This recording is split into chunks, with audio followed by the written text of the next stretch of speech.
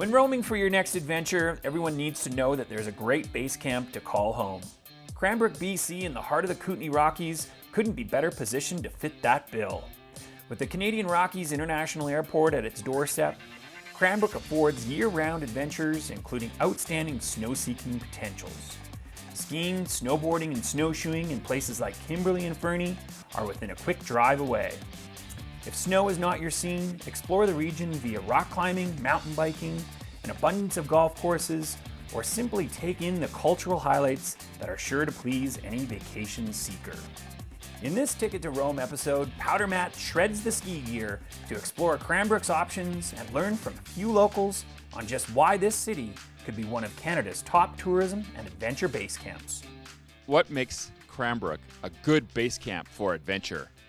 There's just everything to do. So if you love the outdoors, you have an endless list of things to do. They've got good parks for the kids, they've got the theater, and then you can go to the mountains. Lots of hiking, fishing, camping.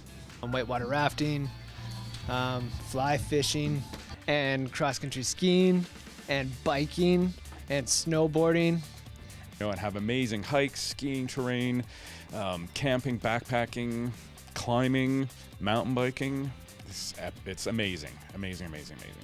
This is my backyard. This is where I spend every day, every night. We craned in these logs and stuck them up. All the neighbors were watching, of course, and on, wondering what the heck I was doing. And so, yeah, me and my friends, we rallied for a month straight and we built it, and it turned out perfectly. This keeps me busy. I don't have to leave home, which is the whole idea. I think we're gonna go this way. After taking in Gord's inspiration, Matt's got to hit the wall for himself to understand a bit more to MacArthur's passion. Really looking forward to climbing today. I've been doing all my exercises, like stretching. Well, sort of. I kind of have been. And then I've been doing lunges, all this kind of stuff. Guys, come on, little workouts, ready to go. Lackett Lake, it's this little anomaly of rock because we've been searching for years now to find something else like this, and there's nothing like it anywhere within 3 hours of hiking. So it's a really special spot. It gives us the opportunity as climbers progressing or those who are getting into the sport to come, have fun, learn, progress, try hard, and it's so close to town. And the climbing is actually super good quality. Like quartzite is always fun rock climbing. So I train a lot. I put a lot of time into training. I dedicate a lot of my time to learning, to getting better, to progressing. And that's why I love climbing, because there is no end. There's no, oh, okay, I'm finished now. It's always learning. It's always getting better. The Sochi Olympics were, that was an experience of a lifetime. We weren't there to compete. We didn't get medals, but the fact that we were still a part of it, and the fact that we got to represent the sport that we love in front of literally the world was like surreal. It's the next best thing other than getting a medal. I used to do a lot of sports like mountain biking and kayaking and skiing and all that, and climbing too, and for some reason there's something about climbing for me that revealed a lot about myself. So a lot of what I put into climbing translates into regular life too, and that was the only sport out of what I used to do that would do that. I love the constant mental challenge of climbing. You're whetting my appetite for adventure. Keep on going. Tell me more about this stuff that Cranbrook has, all this adventure. Well, take skiing for instance. There's got to be like 7 ski resorts within 2 hours. We've got right here. We've got rock climbing. We've got lakes, fishing, canoeing, hiking. We've got beautiful mountains behind us.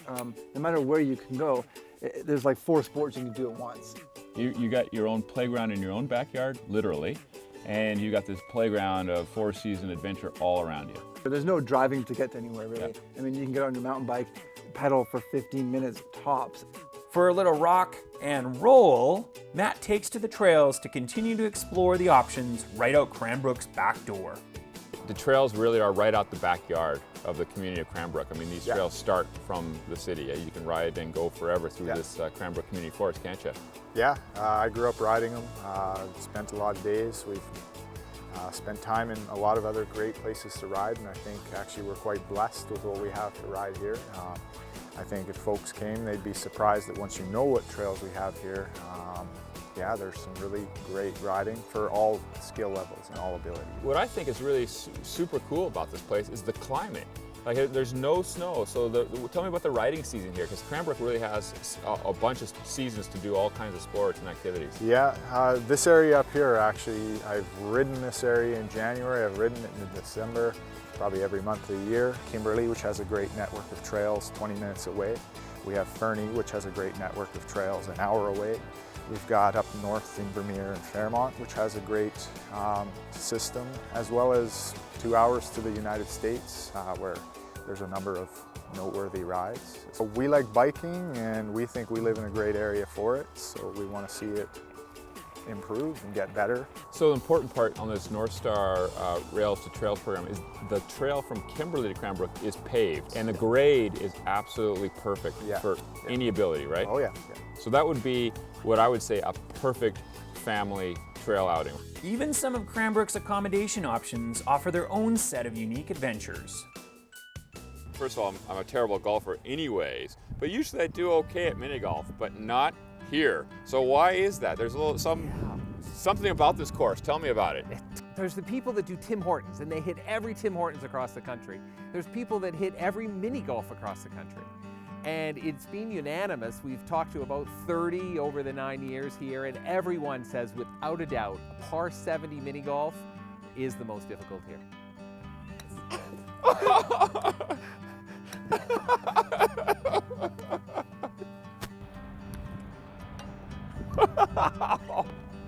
Mini golf, maxi frustration.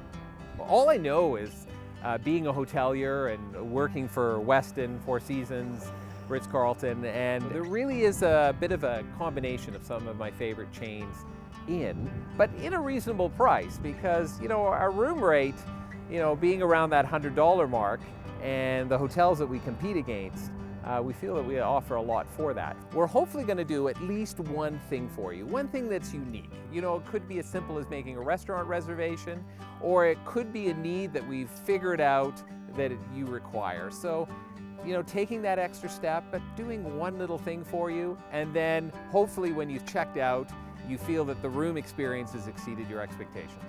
I just golfed 18 rounds. Wow. From the mini golf greens and these comfy digs, Matt heads out the back door of Elizabeth Lake Lodge to learn that this location has even more to squawk about. The lodge is located right on the shores of Elizabeth Lake, where Matt catches up with the Rocky Mountain naturalists. Where am I looking?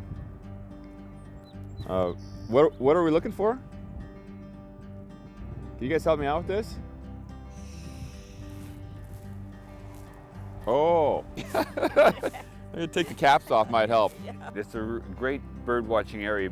What we like to do is like to teach people the difference, and people like yourselves. We're not interested in just saying, here, that's that, that's that, that's that. We want you to learn about what it's about, right? And how it's changing. So eventually you start doing by sound and listening. So it's just like a slow accumulation of skills. It is real simple. I think the first thing you need is a bird book and a pair of binoculars, and just go. It seems to me it's a great benefit. You get a wonderful social, you get a nice walk in, and you get to learn about nature, and that's a pretty cool deal. When it's time to grab some grub in Cranbrook, why not make a stop at a hideout for something truly unique? I think what they expect here is to come in, and suddenly where there is a brewery, they expect to be a pub menu. We're elevating that right now just with thinking outside the box, like with the beer sorbet. We're just going to take what you think should be right and completely spin it up and have fun with it. Well, we opened up in June, and the idea was to provide fresh, local, homemade beer with fresh, local food wherever possible, and kind of running the scale from casual up to a little bit more fine dining, and just have it be really comfortable for people of all ages. It's a lively spot. Tell us a little bit about that too, because you really have created that. Being downtown, I'm very lucky that way, and having all ages being able to come, decided to try and have see how live music was received, and that's been going really well. So we've been doing every couple of weeks some live music and Master Chef and some entertainment, and so it's been a mix, and we've been able to appeal to a broad range of ages. Little Jazz Orchestra, they've been awesome. They started with us back in July when we first opened already. They play the first Thursday of every month. People can still have a conversation because the idea is that it is the social place to be. Not only an adventure base camp, Cranbrook's cultural options are also sure to please. Matt checks in with the Cranbrook Community Theatre to learn more. Oh, absolutely. Cranbrook actually has a really great art scene. Cranbrook Community Theatre, we've been in Cranbrook for over 50 years. And lots of local bands and stuff that they actually even rent this theatre. They have a locals coffee house every month, and they come in and they bring in musicians and they play on the stage. Well, I think the art scene is important to any community because not everybody likes to go to the hockey game, or they like to go to the hockey game, but they want a little bit something else. And so having the opportunity to go see a play, especially community theater, everyone that's in this play, they all live here. They're in the community. And we're really lucky that we actually have some local playwrights in town as well. So our next season, we're going to have one local playwright show premiering next season, so that's going to be great. Oh, that's really cool. Yeah. Do you have a spot in the play for me? I'm quick and I'm funny. Oh my gosh. We're going to get you to clean the stage for us here. Perfect. I mean, it's really important. Will you wear that hat? This jacket or top is certainly a bit of a spotlight. Hey, you missed a spot, clown. Whether you choose winter, spring, summer, or fall to make your next visit to the Kootenay Rockies, setting your sights on Cranbrook as your adventure or cultural base camp will not steer you wrong. Woo, that was good.